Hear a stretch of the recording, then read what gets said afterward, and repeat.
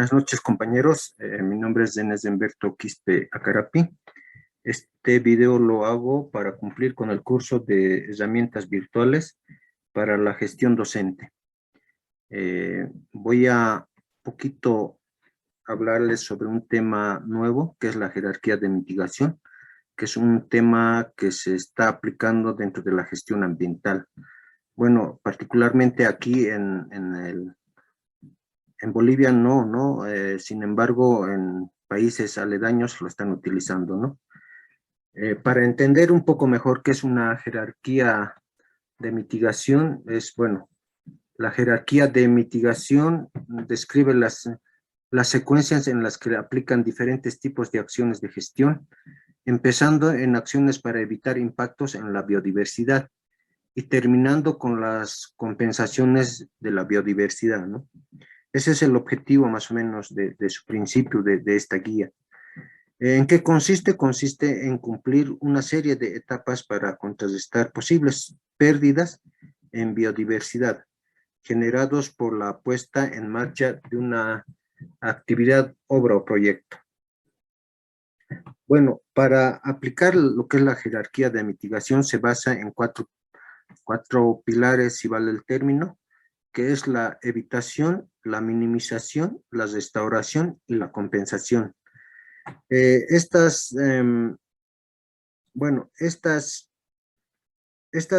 cuatro actividades, ¿no? Primero, la evitación, es una actividad que está planteado a partir de la implementación, de la elaboración del proyecto, es donde se determina qué prácticas qué factores o qué riesgos se pueden evitar, digamos, para lo que es la gestión ambiental, ¿no? O sea, cuáles son los daños que se pueden evitar. Entonces, a partir de ese punto es donde se puede evitar, no en lo que es la implementación propiamente del proyecto, ¿no? Bueno, la minimización justamente es ya, ¿no? De un efecto ya causado, que es sí o sí se va a causar, ¿no? Pero en estos se deberían ya minimizar, ¿no? No se debería realizar trabajos que conlleven daños, ¿no? O efectos dentro de lo que es los daños que puedan causar en el medio ambiente, ¿no? Un ejemplo de lo que es la minimización es ¿no? la implementación de prácticas en lo que es la pandemia, ¿no? Un ejemplo claro es la pandemia, por ejemplo, son de acuerdo a actividades se pueden minimizar, ¿no? Dentro del contagio entre los obreros, ¿no? Bueno, las prácticas obviamente van a ser el uso de barbijo, la vacunación, el lavado de manos. Están también, ¿no? Otras prácticas como el distanciamiento. Entonces, en base a estas prácticas se va a poder minimizar, digamos, los efectos negativos que puedan causarse en lo que es los obreros, ¿no? ¿No? Uno de los factores es la restauración también. La restauración, ¿en qué consiste? Un ejemplo claro dentro de una implementación de una construcción vial, en este caso de una carretera, necesariamente es utilizable, digamos, ¿no? Materiales de algunos sitios que en realidad por su propiedad son utilizados para lo que es la construcción de la carretera. Entonces, estos son bancos de préstamo donde retiran el suelo para usar como ripio, ¿no? Si vale el término. Entonces, lo que sí, el lugar donde se ha afectado, se ha manejado, se ha excavado, si vale el término, es donde se debe hacer la restauración, ¿no? La restauración, obviamente, son prácticas que realizas para lo que es el restaurar el área donde se ha afectado, ¿no? Entonces, si vale el término, para facilitar o para para que esta restauración se haga de manera más pronta, ¿no?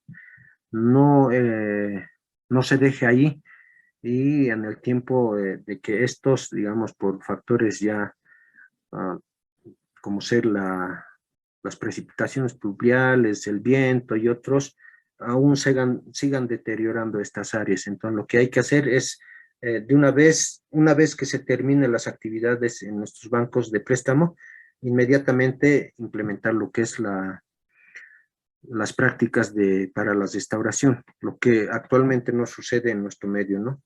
Si bien sucede, son en momentos aislados, digamos, ¿no? La compensación, este es uno de los puntos nuevos que se tiene dentro de esta guía, que es la compensación. Sí se está viendo que en algunas empresas están implementando ¿no? Este punto.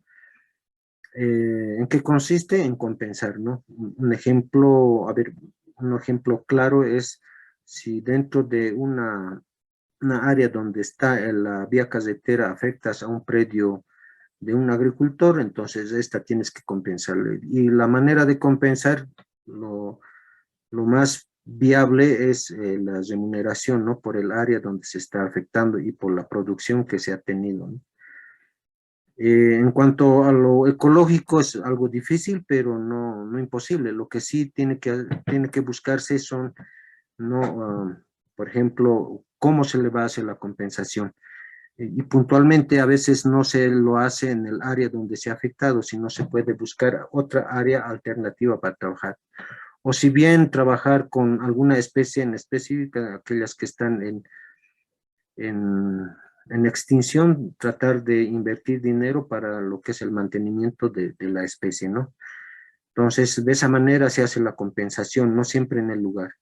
Imagínense en una quebrada donde se ha hecho la apertura de camino como los yungas, hacer forestación en sus alrededores no se puede, ¿no? Es imposiblemente, a veces imposible por su topografía ingresar a esas áreas, ¿no? Entonces, necesariamente se tiene que buscar otras áreas, ¿no? En las áreas urbanas lo propio, ¿no? No puedes hacer lo que es la compensación en la parte ecológica, entonces puedes buscar alternativas, digamos, ¿no? Como decir, un ejemplo, buscar las faldas de Chacaltay y decir, hagan ahí una forestación de queño o de Kisuara, ¿no? Entonces, esos son los beneficios de la compensación. Y sí o sí se debería cumplir, ¿no? Se debe cumplir con esta compensación. Justificación de la jerarquía de mitigación. Bueno, se justifica bajo estos 4 factores: factor ecológico, factores normativos, factores económicos y factores de reputación, ¿no? O sea, un factor ecológico es obviamente tratar de que no exista un daño, digamos, dentro del área de manera ecológica, ¿no? Y se pueda mantener el estado casi, ¿no? Si vale el término casi, o tratar de restaurar casi como a su inicio, digamos, ¿no? Lo cual es imposible, pero debería ser así, ¿no? Factores normativos, ¿no? Dentro de la legislación ambiental boliviana, bueno, se tienen herramientas que trabajan de esta misma manera. Lo que sí es que, bueno, de acuerdo al quien lo utiliza estas normativas, bueno, las interpretaciones son distintas, ¿no? Y posiblemente, conciencialmente, algunas lo utilizan de manera óptima y eficiente y otras a su favor, digamos, ¿no? Para fines de lucrar, digamos, ¿no? Eh, bueno, esta jerarquía de mitigación, esta guía no está inmerso dentro de la legislación ambiental, dentro de las normas, ¿no? No es una herramienta aprobada, pero es una herramienta de afuera que, bueno, también, ¿no? De acuerdo a, a las leyes nacionales, ¿no? Se puede utilizar, ¿no? Herramientas como estas, que es la jerarquía de mitigación. Y como les decía anteriormente, ¿no? Hay empresas que lo están utilizando. De reputación, bueno, un factor de reputación es que empresa que ¿no? Aplica este tipo ¿no? de herramientas dentro de lo que es la gestión ambiental, obviamente va a tener una buena reputación. Un país que lo hace de manera eficiente con estas herramientas, bueno, va a ser siempre la envidia de cualquiera, ¿no? La empresa va a tener siempre, ¿no? Como que siempre le van a buscar para que él trabaje, ¿no? Las obras que están, digamos, para trabajar, ¿no? O sea, siempre lo van a buscar, ¿no? Bueno, económicamente posiblemente no es algo difícil porque, ¿no? Implementar bajo estas herramientas es costoso, ¿no? Es costoso, realmente es costoso, pero hay que buscar, ¿no? Para eso hay que hacer gestiones, hay cooperaciones, hay mucho donde poder recorrer, ¿no? Y además, económicamente, mm, ¿no? Lo que hagas por tu medio ambiente y lo que hagas de un manejo adecuado, ¿no? Persistirá pues o bueno, existirá pues para mucho, ¿no? Y ahí estaremos garantizando lo que es las generaciones futuras, ¿no? Entonces es nomás pertinente actuar de esa manera, ¿no? Usos de componentes de la jerarquía de mitigación. Bueno, es un tema largo y complejo, pero tratado de resumir puntualmente esto, ¿no? Bueno, dentro de los usos de los componentes está promover la medición del desempeño, ¿no? Bueno, como les decía, desde ya la elaboración del proyecto puedes, ¿no? Establecer,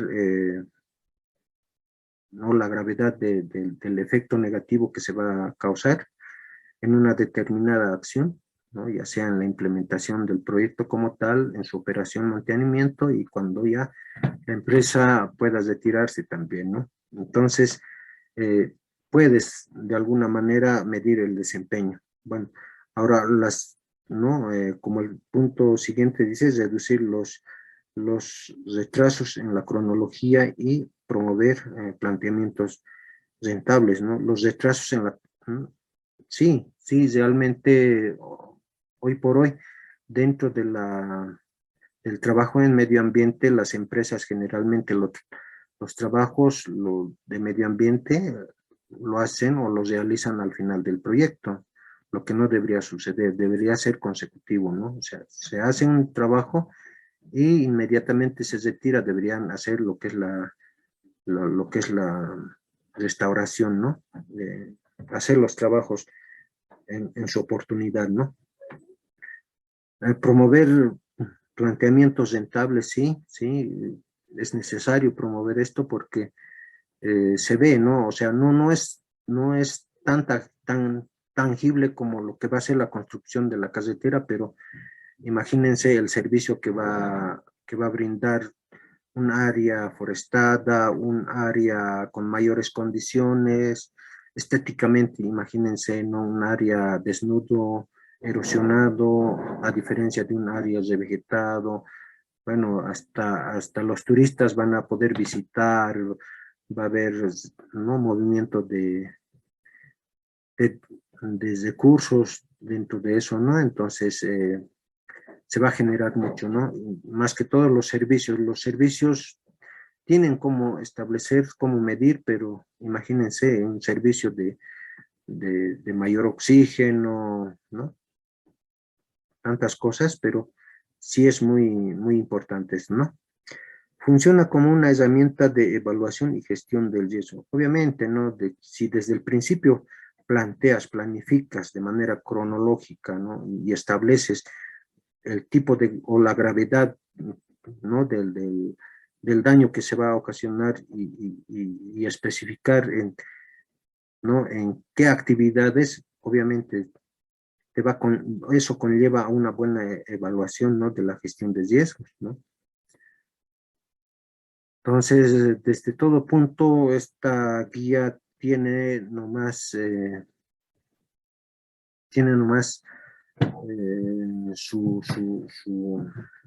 un trabajo realizado para poder hacer una gestión ambiental, ¿no? Está nomás establecido en esa medida Y para mí especialmente es una herramienta que nos puede servir de mucho, ¿no? Bueno, no nos va a venir a solucionar el problema, como ya les decía, mucho depende también de cómo la interpreta cada uno, ¿no?